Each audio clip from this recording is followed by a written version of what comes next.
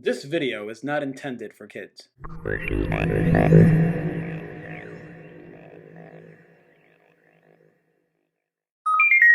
Cronus Network. Birds of Prey and the Fantabulous Emancipation of One Harley Quinn. Non-spoiler review. Hey, welcome back to Gabe's Filmcast, and tonight I'm going to check out Birds of Prey and the Fabulous Emancipation of One Harley Quinn. It's a bit of a convoluted title. I am, however, very excited to see Margot Robbie return as Harley Quinn, and I love seeing Ewan McGregor in anything, and him being Black Mask is very intriguing. The rest of the cast, I'm a little torn on. I don't have anything specifically against them, but they don't feel like the Birds of Prey to me. Once the film is over, I may change my mind about that. I don't know, but right now I'm a little torn on that. But still, Margot Robbie, Ewan McGregor, the film is actually getting relatively good buzz, despite some people initially thinking it was going to be a dumpster fire. So I'm cautiously optimistic about this film. I really would have loved it if Jared Leto had returned as the Joker. I am someone who enjoyed Jared Leto's Joker. I am in no way comparing him to Joaquin Phoenix's Joker. That's not something that is a thing. Those are two completely separate characters. But I liked what he did with the Joker persona, and I wanted to see him return. So him not being in this movie is kind of a bummer, but I'm hoping that the film is such that I don't mind it so much and I get over it rather quickly. Anyway, I'm watching it tonight at 7:30, so it's got a little bit of time. So, Holly, why don't you give us the lowdown of what we need to know about Birds of Prey, and I'll check it out and take a deep dive and let you know what I think. Okay, Gabe, here are the details. The flick was released on February 7th, 2020, and was directed by Cathy Yan on a budget of $97.1 million. I know you're kind of bummed about Joker reportedly not being in this film at all, but we do get Harley. Question is, will she work without Joker? Hey, I'm willing to give her the benefit of the doubt. Oh, I think I know exactly what you'd like to give her, Gabe. What? Hey, Holly. Mm-hmm. Behave yourself. Just stick to giving us the lowdown, will ya? Okay. Open season on Harley Quinn when her explosive breakup with the Joker puts a target on her back. Unprotected by her keeper, this siren has to learn to stand on her own. Quinn must face off against a narcissistic sadist, Black Mask, and his enforcer, Victor Zsasz, trying to survive as everyone she ever wronged takes advantage of her no longer being Joker's girl. This forces her into an unexpected alliance with three deadly women, Huntress, Black Canary, and Renee Montoya. Will the Birds of Prey be enough muscle to take down Black Mask? Watch the flick to find out. Gabe, I have a feeling you're gonna like this movie. Alright then. Let's do this.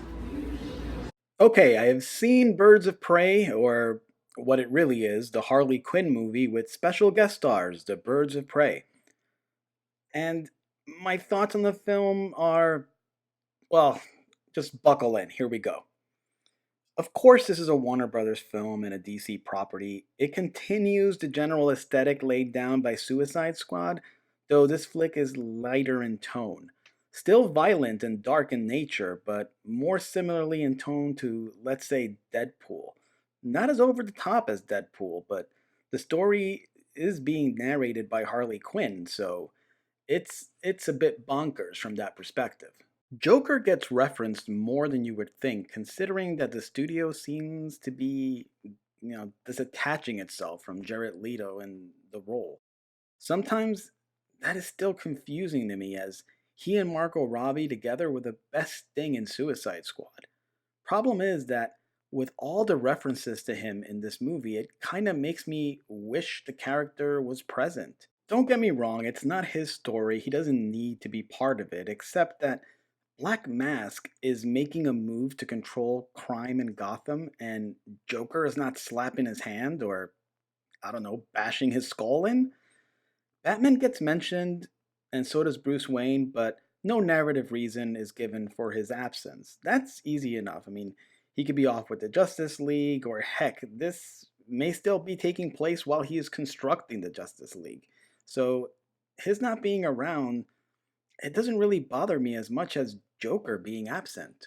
This was a hard movie to gain a perspective on. On one side, it's a fun flick, and Margot Robbie kills it as Harley Quinn. When she's on screen, the film is shining, and thankfully she's in it a lot. This is basically her movie. Ewan McGregor as Black Mask is fantastic, but the script doesn't allow for him to be physical. If you're hoping to see Black Mask in battle, you may be disappointed here.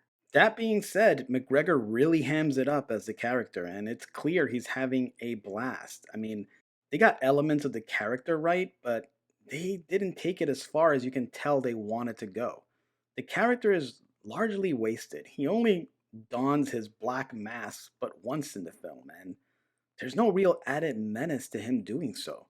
I enjoyed him, but I really wish they had given him more to do. The Birds of Prey are minimal players here. This film serves as their introduction. It's really not their story, despite the title. Mary Elizabeth Winstein handles her action scenes well. She is good, but I don't feel the script allowed her to show if she can be great in this role. Janae Smollett-Bell similarly handles the physicality of the role well, but her character arc is not well developed. Now, how much of the fighting was the actors and how much was the stunt person, who knows? But the fact that I'm speaking so heavily about the physicality shows the script really didn't give them much to sink their teeth into. Rosie Perez as Renee Montoya is okay. I mean, she is basically a generic homicide detective from every movie you have ever seen. The film seems self-aware of this and makes jokes about it, often. Let's talk about Chris Messina as Victor Sass. He was cool, kind of. I mean, he also seems somewhat overhyped and underutilized. I wanted to see more of his relationship with Black Mask, which, on the surface, seems horribly twisted. There was something there that could have been developed. It could have been deep, and it could have been really sinister and shocking, and all the subtext is there, but the film fails to pull the trigger. This is not a long movie, and it could have been benefited from an additional 15 minutes of character interactions and development. I mean, there were parts of the film that felt out of place, likely due to some cuts. While the constraints of time make crafting a film that is character rich and detailed in its relationships extremely difficult, it is done well, often enough that it should be the standard. And this film, it fails to meet that standard. I know, it sounds like I hate this film, right? But I actually don't. Despite all the weaknesses I have detailed here, the flick is fun to watch. The action is entertaining. Sure, I didn't see much of Gotham in the city design, but I suspect that was largely due to budget. This film gives Harley fans more of what they love, and I think that's kind of the point.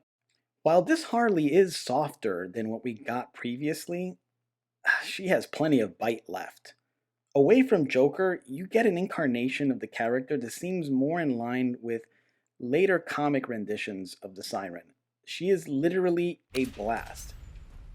It balances out to a fun time at the movies. If you love Harley, you will enjoy this film.